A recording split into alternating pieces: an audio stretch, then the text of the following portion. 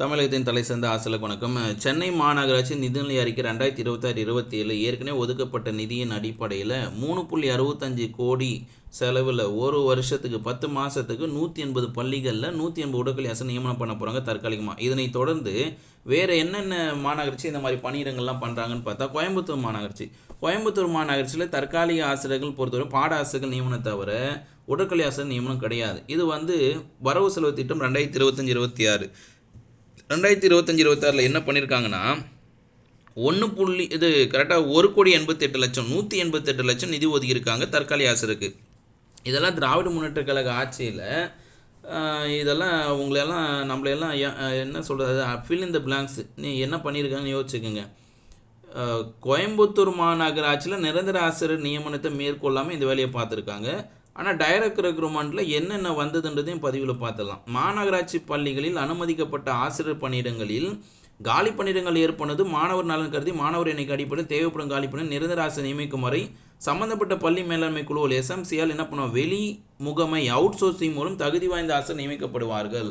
அப்போ டிஆர் வேலை கிடையாது, அவுட் சோர்சிங்கில் தான் பண்ணிருந்துருக்காங்க. 2025-26 நியமனம் செய்யப்படும் ஆசிரியர் மதிப்பூதியம் எவ்வளவு, 188 லட்சம் நிதி ஒதுக்கியிருக்காங்க. 1,88 லட்சம் யார் செஞ்சது?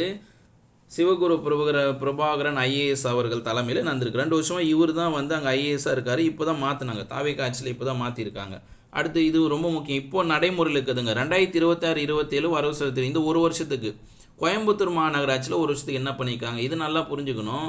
ஏன் அதை தேடி எடுத்தோம் அப்படின்னா, சென்னை மாநகராட்சி 2026-27 180 பிடி டீச்சர்ஸ்க்கு 3.65 கோடி ஒதுக்கிட்டாங்க. 10 மாதத்துக்கு வேலை செய்ய போகிறாங்க. அப்போ கோயம்புத்தூர் மாநகராட்சியில் என்ன நடக்கும்னு போய் தேடி கண்டுபிடிக்கும் போது கோயம்புத்தூர் மாநகராட்சியில் என்ன பண்ணியிருக்காங்கன்னா பிஇடி டீச்சர்ஸ் கிடையாது, பாட ஆசிரியர்களுக்கே என்ன பண்ணிட்டாங்க, போட்டு தள்ளிட்டாங்க. எவ்வளோ, 2 கோடி ரூபா ஒதுக்கியிருக்காங்க. அங்கே 3.65 கோடி, இங்கே 2 கோடி ரூபா.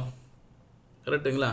என்ன கொடுத்துருக்காங்க, பள்ளி மேலாண்மை குழு மூலம் மாநகராட்சி பள்ளியில் காலியான ஆசிரியர் காலி பணியிடங்களை மாணவருக்கு நலன் கருத்தில் கொண்டு, முக்கியமாக மாணவர் எண்ணிக்கையை கருத்தில் கொண்டு நிரந்தர ஆசிரியர் நியமிக்கப்படும் வரை கடந்த நிதியாண்டில் மேற்கொள்ளப்பட்ட நடவடிக்கையின் தொடர்ச்சியாக சம்பந்தப்பட்ட பள்ளி மேலாண்மை குழு மூலம் வெளிமுகம் அவுட் சோர்சிங் மூலம் தகுதி வந்த ஆசிரியர் நியமிக்கும் பொருட்டு நியமிக்கப்பட்ட ஆசிரியருக்கு மதிப்பீடும் வழங்கப்படும். இதனால் கற்றல் சூழல், தொடர்ச்சியான கல்வி, இதெல்லாம் எக்ஸ்ட்ரா வார்த்தையெல்லாம் போட்டு வச்சிருக்காங்க. என்ன தற்காலிக ஆசிரியர் நியமனம் பண்ணுறோம், 2 கோடி ரூபா ஒதுக்கிட்டுனா சொல்லிட்டா போதும். இதில் அப்படியே பூசி மொழி எடுத்துன்னு வந்திருக்காங்க.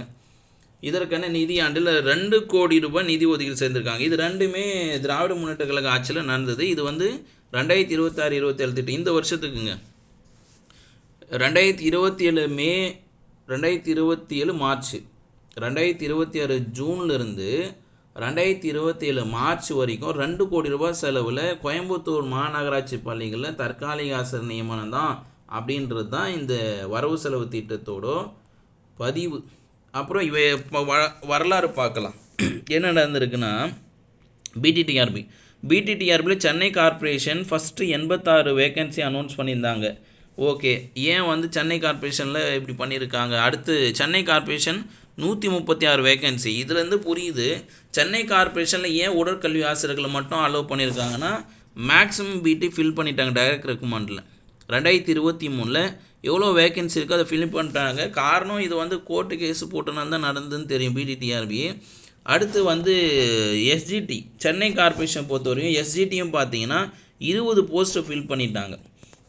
ஆனால் கோயம்புத்தூர் மாநகராட்சி இதுவரையும் இல்லை. அப்போ கோயம்புத்தூர் மாநகராட்சியை பொறுத்த வரைக்கும் என்னென்னா, பிடி அண்டு எஸ்ஜிடி பணியிடங்கள் கோயம்புத்தூர் மாநகராட்சியில் ஃபில் பண்ணவே இல்லை.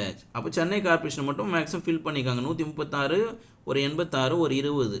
அடுத்து பார்த்தீங்கன்னா பிஜிடி பொறுத்த வரைக்கும் சென்னை கார்ப்பரேஷன் 43 தான் ஃபில் பண்ணிக்காங்க. 43 வேக்கன்சி தான் சென்னை கார்ப்பரேஷன் ஃபில் பண்ணியிருக்காங்க. கோயம்புத்தூர் கார்ப்பரேஷனில் 16 வேக்கன்சி தான் ஃபில் பண்ணியிருக்காங்க. மதுரையில் 4 தான். அப்போது இது போல் சென்னையில் தமிழ்நாட்டில் இருக்கின்ற மாநகராட்சி பள்ளிகளில் தொடர்ச்சியாக தற்காலிக ஆசிரியர் நியமனம் தான் நடக்குதுன்றது ஒரு பானை சோற்றுக்கு ஒரு பருக்கை பதம் போல் அத்தனை மாநகராட்சிகளிலும் இந்த மாநகராட்சிகள் இரண்டுமே உங்களுக்கு ஒரு சாம்பிள். வேறு ஏதாவது தகவல் இருந்து அடுத்த பதிவில் பார்க்கலாம். அடுத்த பதிவு வேணும்னா கமெண்ட்டில் பதிவு பண்ணுங்கள். சேனலை சப்ஸ்கிரைப் மற்றவங்க ஷேர் பண்ணுங்கள். இதை உங்களுக்கு சொல்லணும்னு தோணிச்சு தேடி கண்டுபிடிச்சி சொல்லிட்டேன். உங்கள் ஆதரவை பொறுத்து அடுத்தடுத்த பதிவுகள் உண்மைகள் வெளிப்படும். இது ஆய் சமத்தி இரவு விசாரிப்பது மை. மறக்காமல் சப்ஸ்கிரைப் பண்ணி அமுச்சு விடுங்க.